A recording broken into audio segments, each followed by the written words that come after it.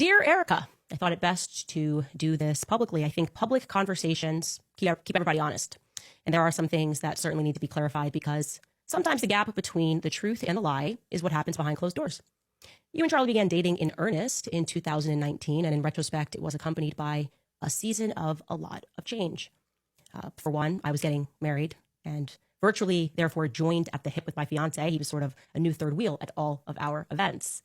A few months later, on May 1st, the public was informed that I was resigning from my position as the communications director of Turning Point USA. Now, there has been a lot of public speculation as to what led to that decision.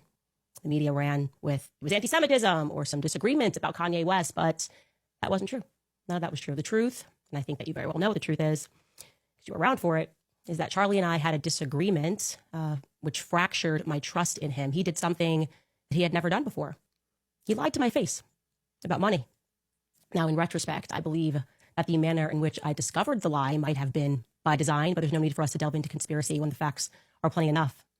Charlie had taken a meeting down in Florida with Ike Perlmutter at Mar-a-Lago. It was a fundraising meeting. For whatever reason, he did not want me to know about this meeting, and that was strange. It was meant to be kept a secret. Strange because we had always collaborated on and taken those sorts of meetings together.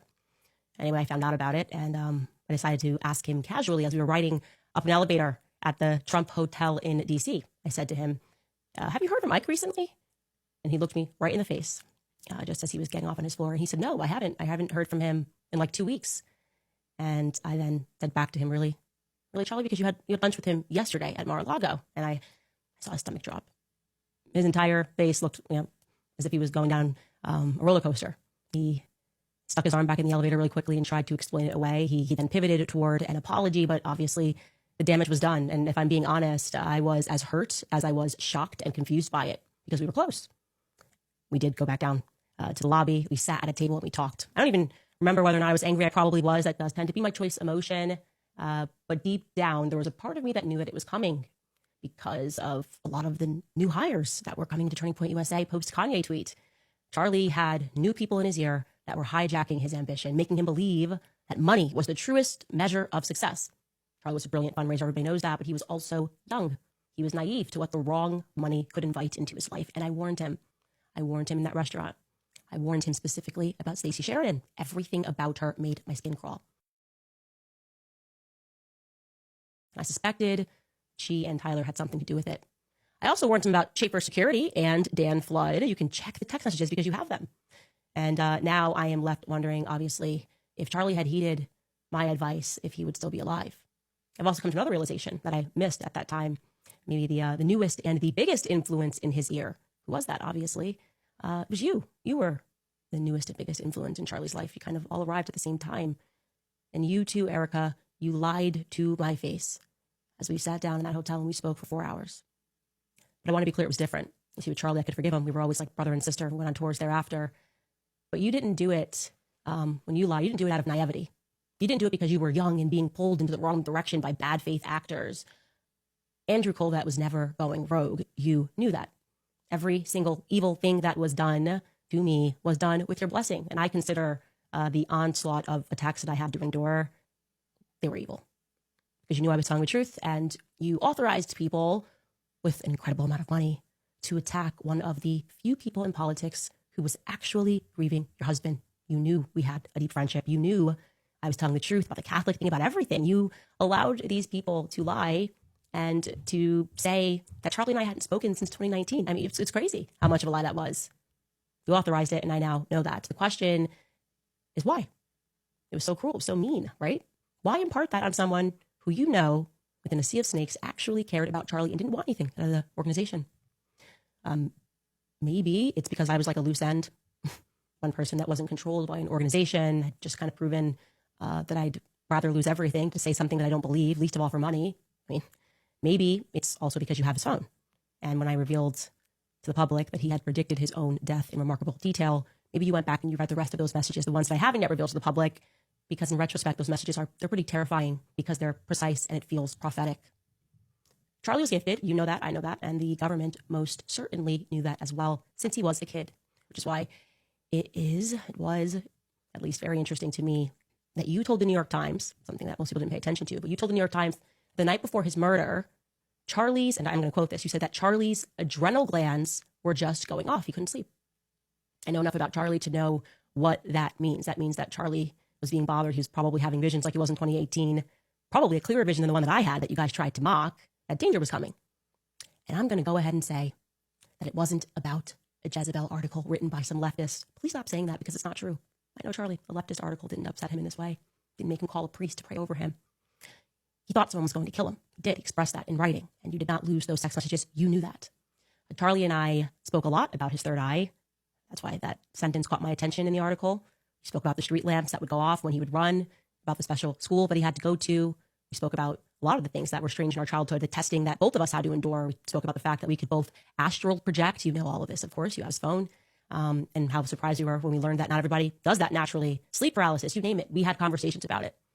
And if Charlie's adrenal glands were going off, it was probably maybe for the very same reason that I pulled my kids out of school days before he was murdered, because I sensed danger was coming. And since we are being open, I also want you to know that it struck me as odd when you said in that interview with Jesse Waters that you wanted Charlie to have a good night's sleep. He was so excited. So you sent him to sleep in his daughter's room. And it struck me as a little bit backwards. If I wanted my husband to have a good night's sleep because of something he had the next day, I'd probably let him sleep in the room, and I would sleep in my daughter's room. I flagged that. I also thought what was interesting is that you said the next morning when he snuck in, he grabbed his wedding band. Again, minor detail, but I asked myself, why was his wedding band off?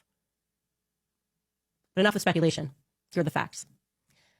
I now have verifiable proof in writing that Justin Strife and you lied to me. You know exactly who Pierre is. Why did Justin Strife say that he had never heard of Pierre? It's crazy. Justin, why would you do that? Justin, you know him. You've met with him. You've personally met with Pierre. Erica, you've met with him in the wake of Charlie's death. I have, again, verifiable proof. So you can call your lawyers. You can spend another $1 billion on PR if you want to. Tell your lawyer to call my lawyer. I mean, you guys certainly have the money to do all of these things.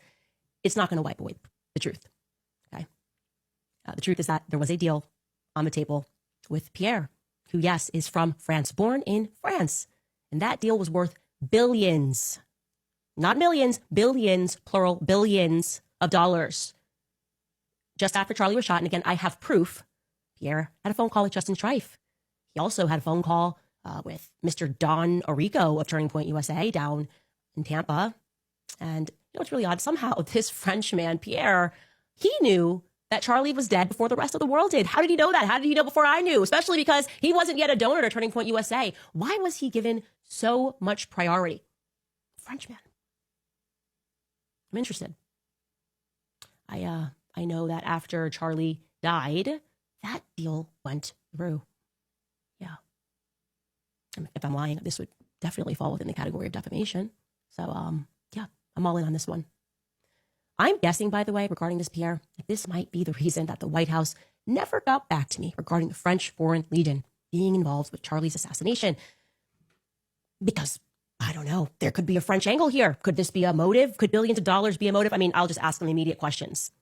My question would be, why would a devout Catholic Frenchman be looking to give billions of dollars to an evangelical organization? Is that not weird? Just objectively weird?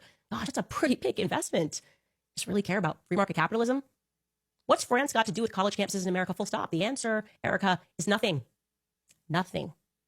And one of the things that when I was a kid, and other GATE kids, since we've been speaking about the GATE program, when they put you in these special classes, they test you frequencies, sounds, they made us drink fluoride, all the weird stuff. But one of the things that they're especially interested in is how quickly you can put together puzzles. I want you to know that I excelled at that. I was really good at putting together puzzles. I got to tell you, I think the picture is starting to emerge here. I think I was right. My best guess is that it was Pierre Falcone all along of Angola Gate. We talked about it on the show. France, Israel, the United States. This time it would be Egypt rather than Angola, all working together. Maybe they were getting the band back together to traffic because, there's been a lot of trafficking that just keeps coming up in this investigation. These countries, these satellite of countries, you trying to pretend with your, what now, billions of dollars, got a PR, we can do all of this. And it was so crazy. Oh my God, a little joke about the Egyptian planes. What? Nothing to see here. This is my theory. There's a lot to see here because you were lying to cover Bibi Netanyahu's tracks. That's very strange. You were there when Bibi Netanyahu called. Andrew told me that Bibi offered to take Turning Point USA to the next level and that Charlie turned him down in the Hamptons at the dinner that you were a part of. But you don't remember that part. You say he's just calling about a letter that Charlie wrote 5 months earlier. The dinner that you thereafter allowed an army of influencers to claim never actually happened, but you were there. Oh, I was there every step of the way. None of this ever happened. Nobody wanted to address Bibi calling. Nobody made any statements about that. Full-blown psyop, psychological operation. Truly, everything that you guys did, not only was it cruel, but I think the real motivation was you just thought you could psychologically break me. Because that's what this whole thing has been. It's been one big psyop. Very well funded because there's a lot of money on the line. If nothing happened in the Hamptons that was out of the usual, why the panic? Because something did happen. Charlie told Bibi Netanyahu no. Bibi, also, Charlie had declined to have Bibi on his podcast. When Bibi went on a little PR tour, Charlie didn't want to have him on the podcast, according to Andrew. So Charlie seems pretty done with Israel, right? Don't want to have on the prime minister of Israel.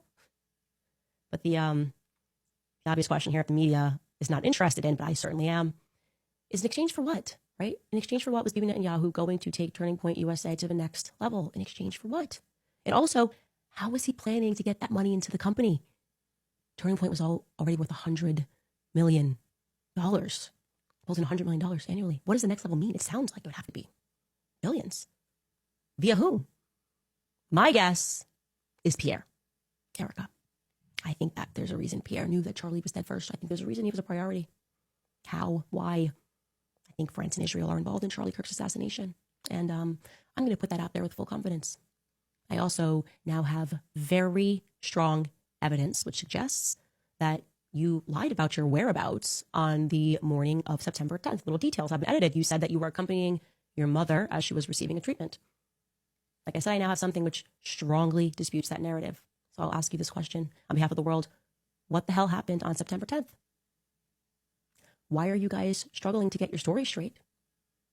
Why did you tell Jesse Waters this? And you wanted to see Charlie immediately and came up. Take us through that. We landed in Utah, went straight to the hospital. Straight to the hospital? Andrew told me that when he deplaned, you guys embraced on the tarmac and he boohoo cried in your arms because he has so much pent up anxiety. So just given the planes, which you confirmed to me, which plane he was on and which plane you were on, that would mean that you had to wait for Andrew to land for an hour. You waited for an hour. Don't do the thing where you tell me that Andrew went rogue. Don't do that, Erica. You're lying. You would be lying. The question is why? Why did you wait? And how long did you wait? And who was on the Egyptian planes? Who took off to Delaware?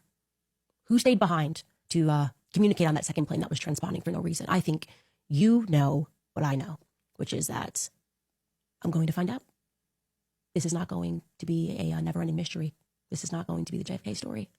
I'm going to figure out exactly what happened, and I'm getting very close, against all odds, against billions. You might have the billions, but I have the truth. So that's what I wanted to say to you.